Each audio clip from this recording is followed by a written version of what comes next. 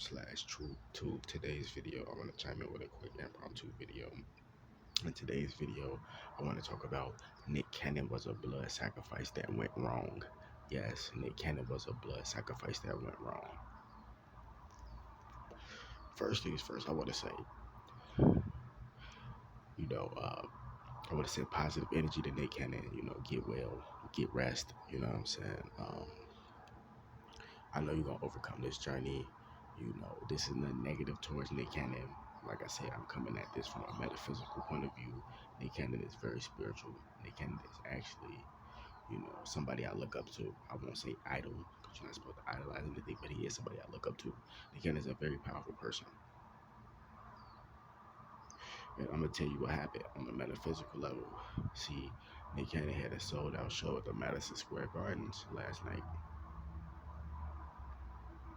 Everything was going good. Then I guess apparently he blacked out or something, or fainted or something, and woke up in the hospital. But apparently it's nothing new because he been going in and out the hospital all his life. But really, what this was on a metaphysical, spiritual level was these elites, aka the ooze, trying to blood sacrifice him on the night he has a sold out show. Now, why is they trying to do that? Nick Cannon is very powerful. Nick Cannon, he's given, a lot of time and energy into his crafts and efforts. He's played the game in the industry, what I'm saying, with Hollywood and shit like that. But Nick Cannon always outsmarted the people. When I say the people, not like the actual people, but he outsmarted the people, like the higher ups in the industry and shit.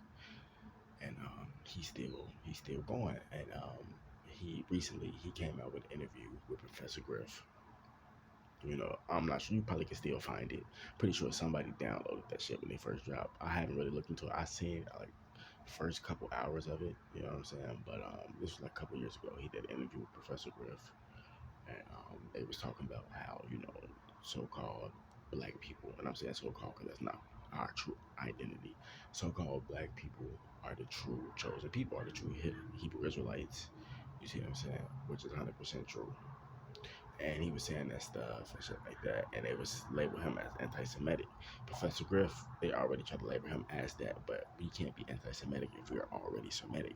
We're Afro-Asiatic, we're already Semitic. Hebrew Israelites, tribe of Judah, so you can't be anti-Semitic. He's just breaking it down to you, real historical facts, and they labeled him as anti-Semitic. Then they took his show, took his platform, took Wild and Out, all that shit. He had to come back and apologize and all that stuff, and they gradually gave it back to him. But you have to remember, these people, they do like a point system. You see what I'm saying? Like they watch your moves. You see what I'm saying? These people watch your moves and they keep note. And what happens is, they kept note of that. They kind of had little runs-ins with the industry, back in the past. Little scuffles, wasn't nothing major. But, recently and shit, they've been looking like they kind of haven't gave up blood sacrifice. He's been in the way, he's been making all this money and stuff like that. And him having a turban on, that's very cultural. And, that's speaking volumes, not only to melanated people in America, but melanated people in India, melanated people in different parts of Eastern Asia and stuff like that. You know what I'm saying? Just really all around the world. So it's like him saying that he's speaking to people, all different people. You know what I mean?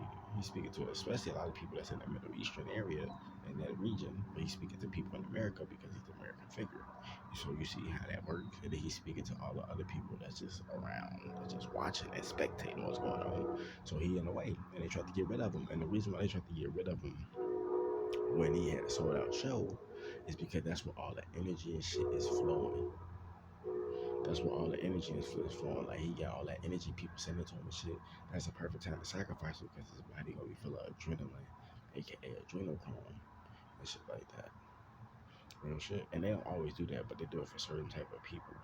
You know what I mean? And Nick Cannon is one of those people that they would try that with. You see what I'm saying? And I can give you more examples on that. I'm not just gonna leave it at that. Rest in peace, King Von. When they sacrificed him, he just did a few concerts, and it was his album release party. So he got people all over the place in Atlanta, especially in Atlanta, because that's where they at, but all over the world.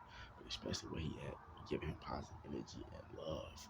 And there's a few demons lingering in the background, of course. We already know that, but overall, love is going to overpower, negativity anytime. You see what I'm saying?